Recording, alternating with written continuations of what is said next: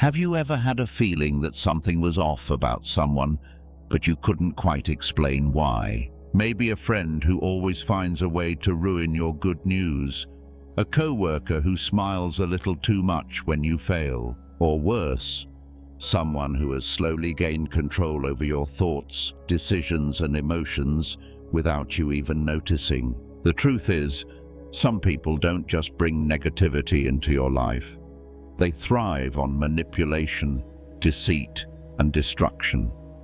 And the scariest part, they often hide in plain sight. They aren't obvious villains. They don't announce their intentions. Instead, they disguise their toxicity under false kindness, fake concern, and carefully crafted lies. But no matter how well they hide, their red flags always show, if you know what to look for. In this video, we're exposing 7 red flags that reveal if the person next to you is toxic or even dangerous. These insights aren't just speculation. They are rooted in Stoic wisdom, the philosophy that has helped people for centuries navigate relationships, protect their peace, and build emotional resilience. By the end of this video, you'll be able to recognize toxic personality traits before they damage your peace of mind. You'll learn to spot manipulative people, set boundaries, and avoid falling into their traps. And most importantly, you'll discover how to detach from those who secretly hope to see you fail, so you can reclaim your energy and protect your mental well-being. We'll go through 7 specific behaviors, each more unsettling than the last. And trust me, some of them might hit way too close to home, but that's exactly why you need to hear this. So, stick around until the end, because the final red flag is the most dangerous of them all. And if this video resonates with you, don't forget to hit like, subscribe to Stoic Teachings today, and share your thoughts in the comments. Let's begin. Red flag 1. They enjoy your pain. There's something unsettling about a person who finds joy in your pain. It's not the harmless laughter when you trip on the sidewalk or the friendly teasing between close friends. No, this is different. These people thrive on your suffering. They light up when you struggle and disappear when you succeed. Their happiness is tied to your misfortune. Maybe you've noticed it. The fake sympathy, the way they lean in just a little too eagerly when you share bad news, the satisfied smirk when things go wrong for you. And when life finally gives you a win, suddenly they're nowhere to be found. Marcus Aurelius once said, "The happiness of your life depends upon the quality of your thoughts." But what happens when someone in your life is actively rooting for your downfall? These people aren't just negative influences. They are emotional parasites. They feed on your failures to validate their own insecurities. When you struggle, they feel superior. When you succeed, they feel threatened. And because they don't know how to find joy within themselves, they find it in the suffering of others. I once had a so-called friend like this. Let's call him Mark. When I lost a job, he was suddenly full of concern. "Oh man, that's rough. What are you going to do?" He wanted every detail. He checked in constantly. But when I landed a better opportunity, silence. No congratulations, no enthusiasm, just a quiet resentment disguised as indifference. That's when I realized he wasn't a friend. He was an audience to my pain. Not everyone in your circle is on your team. Some people need you to lose so they can feel like they're winning. And if you don't recognize it soon enough, you might start to believe that you belong in a cycle of struggle just to maintain their approval. So how do you handle these people? The answer is simple: distance. Epictetus said, "The key is to keep company only with people who uplift you, whose presence calls forth your best." If someone is excited by your pain but indifferent to your success, they do not deserve access to your life. Cut them off. Protect your peace. and surround yourself with people who genuinely want to see you win. If this reminded you of someone in your life, take it as a sign. It's time to let them go. Red flag 2. They weaponize your secrets. Some people don't just hurt you. They wait. They collect your secrets like weapons, storing them for the perfect moment. And when that moment comes, they don't hesitate. They use your deepest fears, your vulnerabilities, and your most personal confessions to control you, to silence you, to keep you in check. This isn't just toxic behavior, it's calculated. A person who weaponizes your secrets isn't just betraying your trust. They're showing you that to them, trust is just another tool for manipulation. Epictetus once said, "If someone succeeds in provoking you, realize that your mind is complicit in the provocation." But what happens when they don't just provoke you? When they use your own words, your own past against you? At first, they seem like the perfect confidant. You share something painful, maybe a past mistake, a deep insecurity, or something you've never told anyone.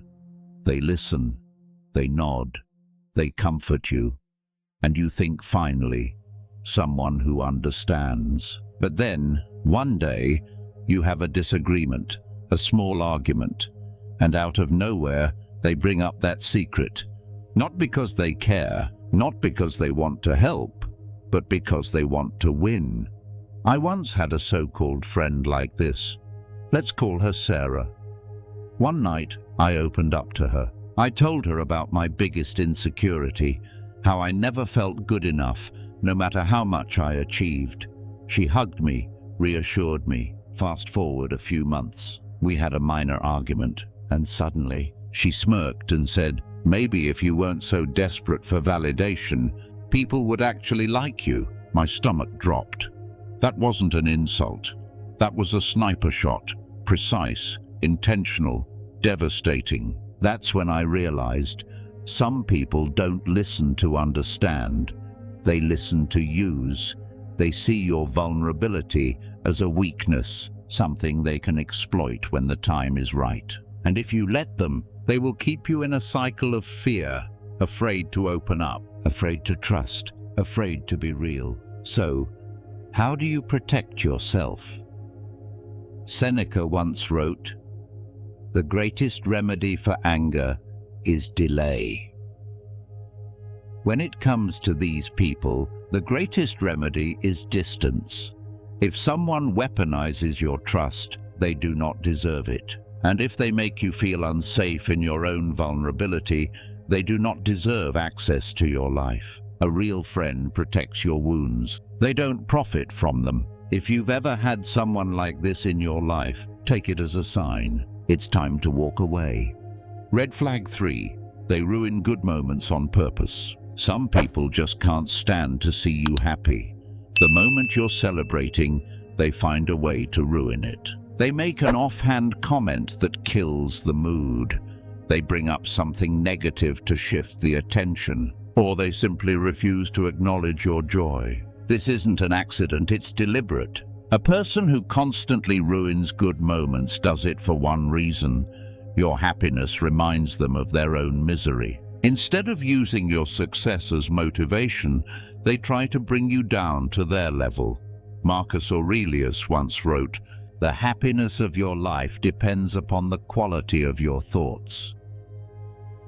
But what if someone is always trying to poison your thoughts, always trying to plant doubt, to make sure you never fully enjoy your success? They don't clap when you win.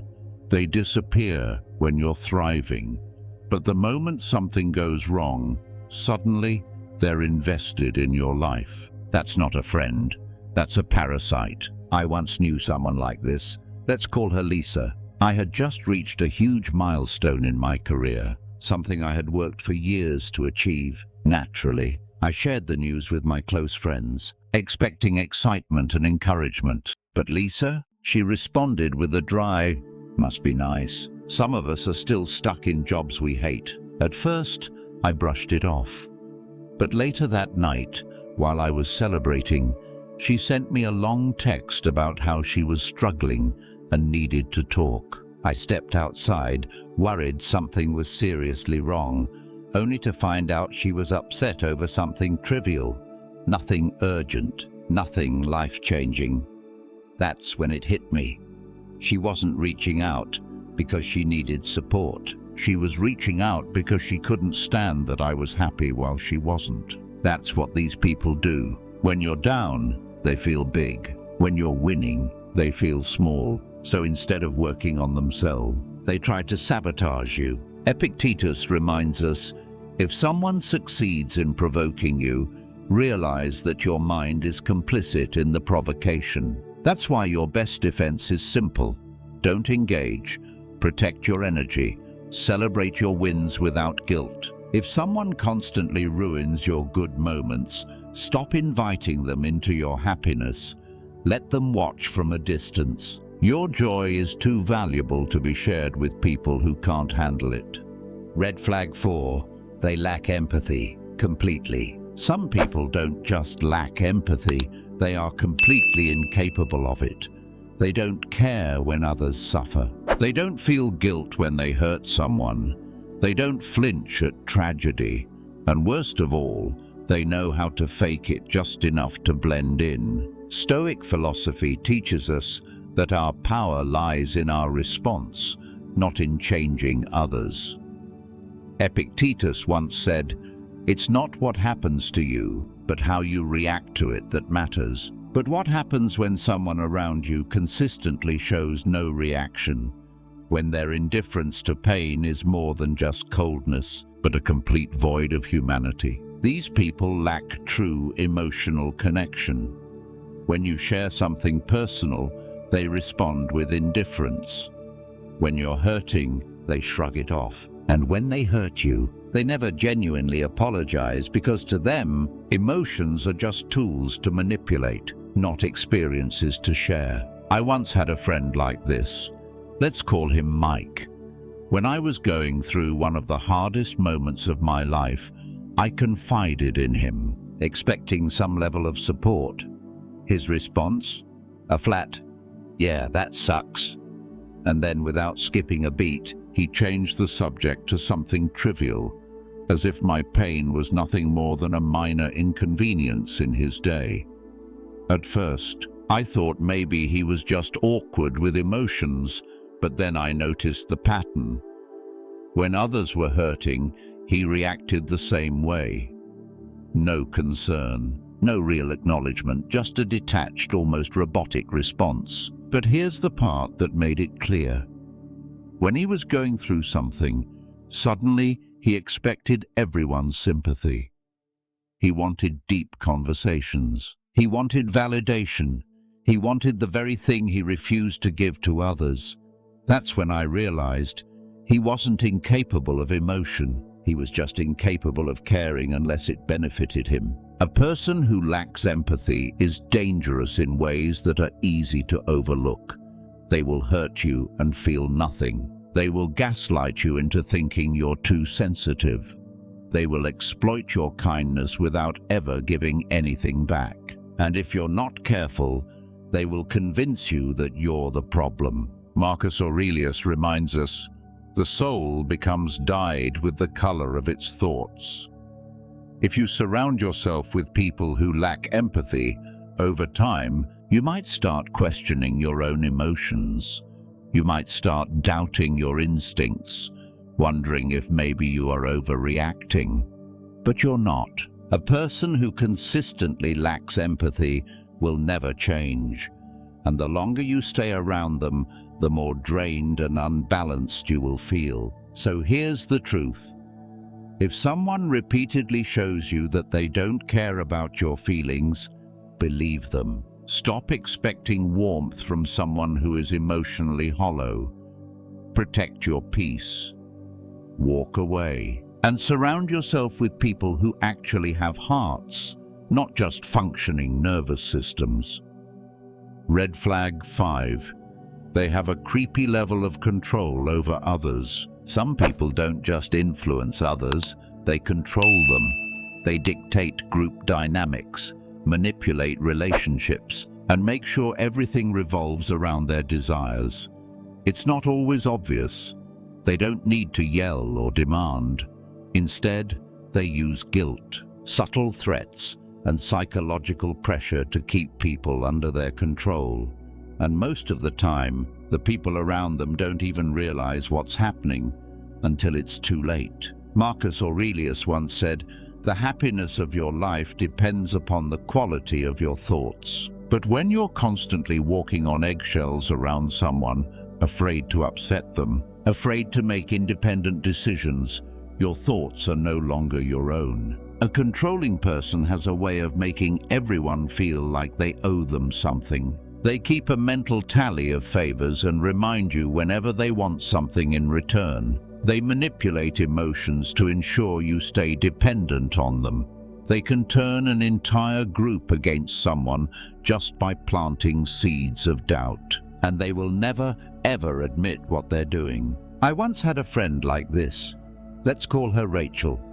At first, she seemed like the glue that held our group together, always giving advice, always in the middle of every conversation. But over time, I noticed something strange. If two people in the group became too close, she found a way to create tension between them. If someone made a decision without consulting her, she made them feel guilty. And if anyone disagreed with her, she played the victim. One time, I casually mentioned I was planning to hang out with a mutual friend, Sarah. Rachel smiled and said, "Oh, that's interesting. I mean, Sarah's great. But she did say something weird about you a while ago. But hey, do what you want." That was all it took. I started second-guessing my friendship with Sarah. I became wary around her, all because of a vague comment Rachel made. And that's how it worked. Small manipulations that kept everyone under her influence. She wasn't just a friend. She was controlling every relationship in the group, ensuring that no one had more power than her. A person who controls others isn't doing it out of love. They do it because power is their fuel. They need to feel like the most important person in the room. They need to dictate how others think, act, and feel.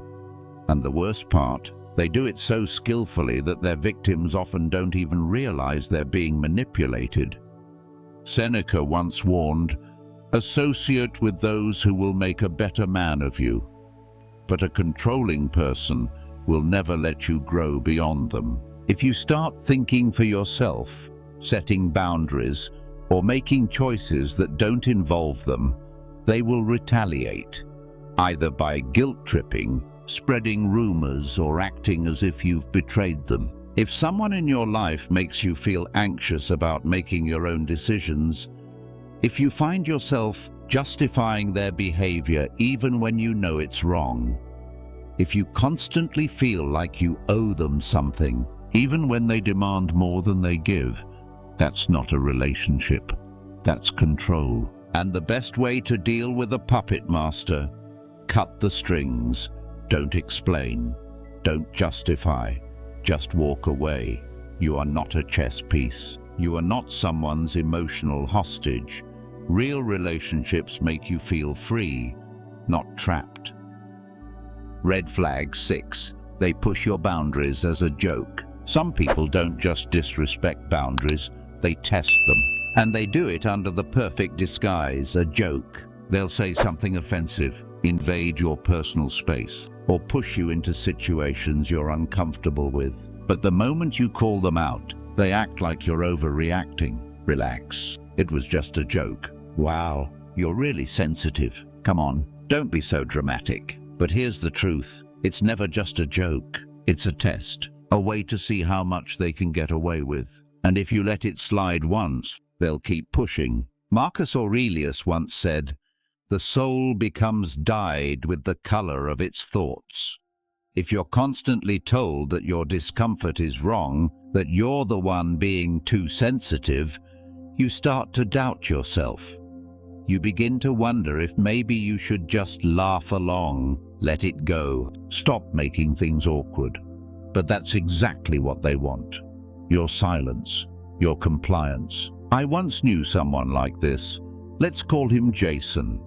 Jason was the type of guy who thought boundaries were optional. He would make wildly inappropriate jokes, stand too close, push people into uncomfortable situations, and then smirk when they reacted. The worst part, he was charming, funny, the kind of person everyone loved to be around.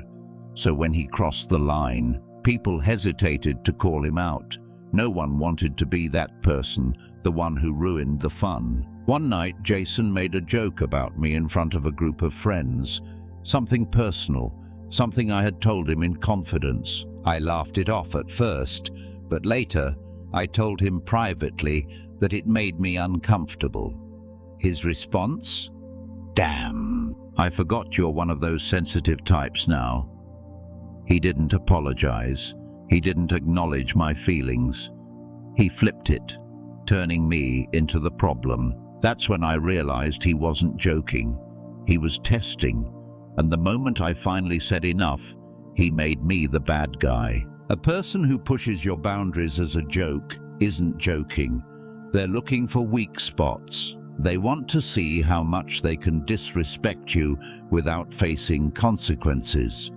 And the second you react in a way they don't like, they gaslight you, convincing you that you're the one making things weird. Seneca once said, "Associate with people who are likely to improve you, but someone who constantly crosses your boundaries will never help you grow. They will make you question yourself, make you feel guilty for standing up for yourself, and turn your discomfort into entertainment." If you notice someone in your life who constantly makes jokes at your expense, even after you've asked them to stop, pushes your physical boundaries, touching you, standing too close, or ignoring your no, encourages you to do things you're uncomfortable with, and makes you feel guilty when you refuse, then that person does not respect you, period. A real friend doesn't test your boundaries, they honor them. They don't need to humiliate you to be funny. They don't need to invade your space to feel powerful.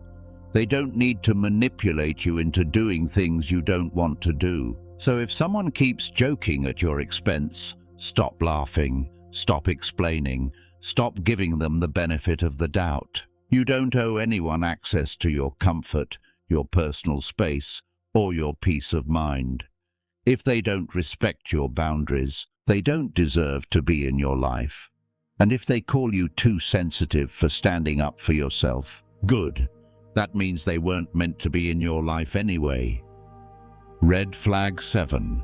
They never let you have the spotlight. Some people can't stand it when the spotlight isn't on them. The moment you start sharing something exciting, whether it's a personal achievement, a funny story, or just a moment of joy, they swoop in and steal the focus. Suddenly, the conversation is no longer about your success. It's about them.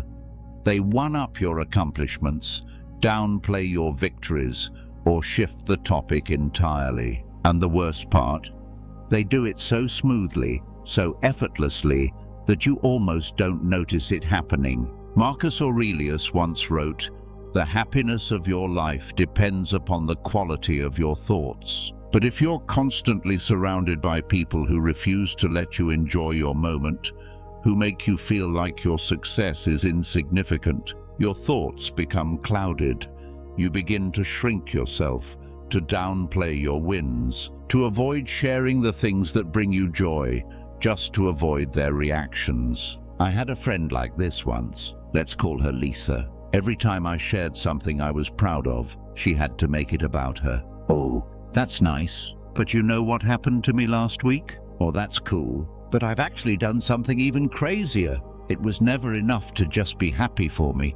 She needed to be the center of attention. And the one time I confronted her about it, she laughed and said, "Oh, I didn't even realize I was doing that." But she did. People like this aren't just accidentally stealing the spotlight. They need to be the main character. Your success, your happiness, your excitement, it all threatens them, because deep down, They believe that attention is a limited resource. If you're shining, that means they aren't. Seneca once said, "It is not the man who has too little, but the man who craves more that is poor." And this is exactly the mindset of someone who refuses to share the spotlight. They are starving for validation, constantly seeking attention, desperate to prove that they are more important, more successful, more deserving. And in their pursuit of this, they don't care how small they make you feel. If you've ever noticed someone in your life who interrupts your stories to make them about themselves, downplays your achievements or makes backhanded compliments, always finds a way to insert their own drama into your good moments, mysteriously disappears when you succeed, but reappears when you fail, then you are dealing with someone who cannot handle you being in the spotlight. And the truth is, you don't need that kind of energy in your life. A secure, emotionally mature person will celebrate you. They won't feel the need to compete with you or overshadow you. They will be happy for you simply because they want to see you win. So if you've been shrinking yourself, avoiding sharing your victories, or downplaying your success just to keep someone else comfortable, it's time to stop. You deserve to take up space. You deserve to shine. And if someone in your life can't handle that, that's their problem, not yours. Protect your energy. Surround yourself with people who lift you up. And never let anyone make you feel like you have to dim your light just to keep them comfortable. Life is too short to spend it surrounded by toxic people. We've gone through 7 red flags that reveal when someone around you might be draining your energy, manipulating your emotions, or subtly working against you. These aren't just minor inconveniences. They are signs of deeper toxicity that, if left unchecked, can erode your confidence, peace, and sense of self-worth. But here's the key takeaway. You have the power to protect your energy.